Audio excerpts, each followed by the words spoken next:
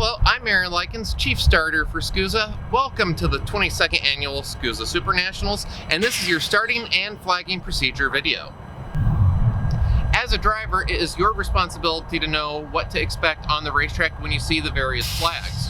At a corner station, once you enter the track, you may see a yellow flag. This means there's danger ahead. This can be displayed several different ways. For a solid yellow, that may mean there's a slow-moving cart or something off the racing line. Under any yellow situation, no passing is allowed. Should you overtake, if you give the position back, you may avoid a penalty, but under any yellow circumstance, passing is not allowed until you clear the incident. Now, you may see a waving yellow. This is a little bit more serious. There may be a cart in the line, parts in the line. When you see a waving yellow, we want to see you acknowledge. We don't expect you to go into the whole situation with your hand up, but some acknowledgement to our officials that you have seen the yellow, reduced your pace, and have not gained position is paramount. On a more serious matter, you may see us use a full course caution. Not every series in America or the world uses this, so sometimes drivers get confused. Very important to know what to look for. When all corner stations display a horizontal double yellow, we are full course caution. We want to see pacing speed, hands up, be prepared to stop. We don't use this lightly. Track could be blocked, we may be going red, so slow down, no passing. When we get to the starting procedures, we will cover the restart, but in practice, when you see these drop, the track is back green. But in practice, if you see this, please slow down. We don't want to go red. We could just have a barrier repaired that we need to get some personnel on the track. Slow down and we will get you back to green as fast as possible. The green flag starts the practice or qualifying sessions. In the starts, we do use the light, so we will cover that on that section. Miscellaneous things that if you are from overseas, you may not be accustomed to that you may see in the race. Halfway, when you see this, 2 to go. The most famous flag, obviously, this ends the session, whether it's practice or qualifying or the race. When you do see this, please do not do a bonus lap. Come in on your next time by. When we do need to communicate that you are maybe misbehaving, we will give you a rolled black flag, typically accompanied by a number board. It may be pointed at you if it's not, so it'll be something like that, but it'll be held with a number board, vertical. This is just a warning.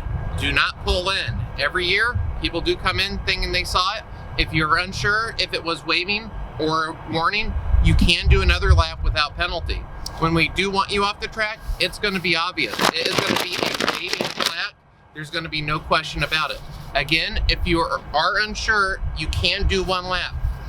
On the Pro Tour and SuperNats level, we don't allow lap traffic. So if you've done nothing wrong, maybe you got into an incident in turn 1, lap 1, it's just not your race. We don't allow lap traffic. So if you see a black flag and you haven't done anything wrong, but you're just cruising all by yourself, well, the leaders are coming up to you. Please get off the racetrack. Ignoring this, well, you may have a word with the race director. At the SuperNats, we don't typically use a blue flag in practice or qualifying, but should you see a blue, well, you aren't doing a good job in practice or qualifying, staying out of the way. We may want to see your hand up if you are braking an engine or something of that matter. Don't typically use this, but if you use this, please give people more room. On the regional level, we do allow lap traffic. When you see this, that means the leaders are coming up. We do try to let you know how many carts are coming, and if you do see a pointed blue, that means there are carts coming, but they're not necessarily on top of you yet. If something is wrong with your go-kart, you will see the meatball flag. This too is accompanied with the number board. If you're unsure, you can do another lap, but if you go over 2 laps, third time by you will see a black. Go after that, you may risk disqualification or worse. We as officials don't use this lightly. Sometimes we will look at your cart for 1 or 2 laps before we utilize this flag, but we are using it for a reason. You may not know that your rear bumper is hanging or something else is wrong with your cart. Something is safety-wise wrong with your cart. We need you off the track. At the SuperNats, we use this flag quite frequently. This is our course condition flag. If you see this flag alone, you can still pass. The track is still green, but something could either be in the racetrack or the barriers could be open. There could be an exposed barrier. There is something safety-wise wrong with the racetrack, so be on the lookout. If it is accompanied with a waving yellow, passing start is not allowed till you clear the incident. So you may see something like this, but be mindful that there could be an exposed barrier, maybe a jagged barrier, something of that nature, so you will want to take a little bit extra precaution. One flag, a lot of series I know don't use. This is our investigation flag. We started utilizing this when we started with the video procedure. If you see this flag accompanied with your number, that means you are under investigation. This is not a guarantee of a penalty. This isn't a guarantee that you have done something wrong, but you have done something that has caught the attention of one of our officials. You can stay on the racetrack, that's fine. But should you see this flag, whatever you have done, well, if you know you've done something wrong, you're going to want to cut it out, because if you repeat that behavior, you may be in line for a waving black flag. On a start, after lap 1, if you see this flag with no number, that means the start is under review. Possible reasons why the start is under review will be given in the starting procedure section of this video. Final flag, and perhaps the most important flag to know what to do, the red flag. When you see this flag, stop as safely and as fastly as possible. Get your hand up, get to the outside of the track. We cannot roll any medical equipment should it be needed until the red flag is adhered to by all drivers. So when you see this, please stop as safely and as fast as possible. Look for direction. If somebody is in the track in the middle with their hand out stopping you, that means we want you to stop immediately. Get your hand up, let people behind you know. We don't want secondary incidents. We aren't expecting you to lock the brakes up, but we do need you to stop. Don't get lost, don't start idling around the track. We want you to stop immediately. Now up will be our starting procedures. Before you can finish the race, first you must start it, and we want clean starts, and at SKUSA we have utilized the start zone procedure. For rolling starts, we do utilize the start box. We feel as the pole sitter, if you are fortunate enough to be the pole sitter, you have the right to start the race. However, that doesn't mean you can start at the start of the straightaway. We have a designated point, and it is between these two cones. So, leader, if you are it, congratulations. Do not go before our first blue cone. If you go anywhere before that cone, if you commit to the throttle before the cone, you will be assessed a jump start penalty. For the outside pole, off pole, you can't go until the leader goes. Now, when I start the race, I go with the leader. So leader, as soon as you commit to throttle, the start lights go out, the race is on. For rolling starts, at the end of the straightaway, the red lights will be illuminated. As soon as the lights go out, you can scatter. So until then, you have to stay in your start lanes, stay in your columns, no advancing until after the lights go out. As soon as the lights go out, the race is on. Shifters, we use a standing start. Once all carts are in their grid spot, the person at the head of the grid will do a face shield down and vacate the racetrack. As soon as that person's off the track, the start lights will go red.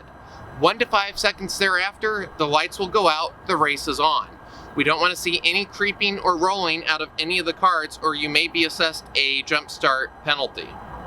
For rolling restarts, and shifters, pay attention to this because, well, you're not used to rolling restarts, but for restarts, should we go full course caution in a race, the start zone is still in effect. The way you as a driver know that we are about to go green, you will see on the straightaway, I will give a 1 to go signal. It will look like this. Next time by, the race will be on. It will be single file. The leader gets to choose which lane the whole field's gonna go. So if the leader chooses the left lane, everybody must be nose to tail. As soon as the green is flown, the race is on, you can scatter, you can pass. On a restart, the leader can dictate which lane to go to, whether it's the left side, center, or right. All carts must follow them in line. There is no passing, no overtaking, no getting out of that column until the green flag is thrown. The green flag will come out when the leader accelerates somewhere inside this box. When he goes, the green flag flies, the race is on, you may scatter, you may pass. For shifters, should you stall on the grid, once the lights are illuminated, it's gonna be a scary situation. Get your hands up. Let people behind you know you have stalled. If the lights go out and the race is on, well, once the lights go out, the start procedure has begun. The race will be starting. Stay in your cart. Do not get out. Do not try to run off the track because there may be carts coming behind you. You may get struck. So stay in your cart. Get your hands up. In races, we do utilize 2 other sets of cones. The first set of cones you will come across on track will be the pacing cones. Once you get there, front row, we want you to slow down to pacing speed. The next set of cones you get to will be the commitment cone. Once you get to those set of cones, advancing your position is not allowed. You will be penalized should you do that. The question always is for the pole setter, what pace can I go? As you can go the pace you want to go. We don't want to see anything really over 17 miles an hour, but we don't expect you to be doing 5 miles an hour to the start zone. What we want to see though is consistency. Whatever speed you choose at the pacing cones, maintain. As you come onto the straightaway, whatever pace, keep it. If you go slow down, we may designate that as a jump start. If you're off pole trying to draw the pole sitter to go and you're playing that type of game, same thing. We officials, we're all racers. We know what to look for. No games.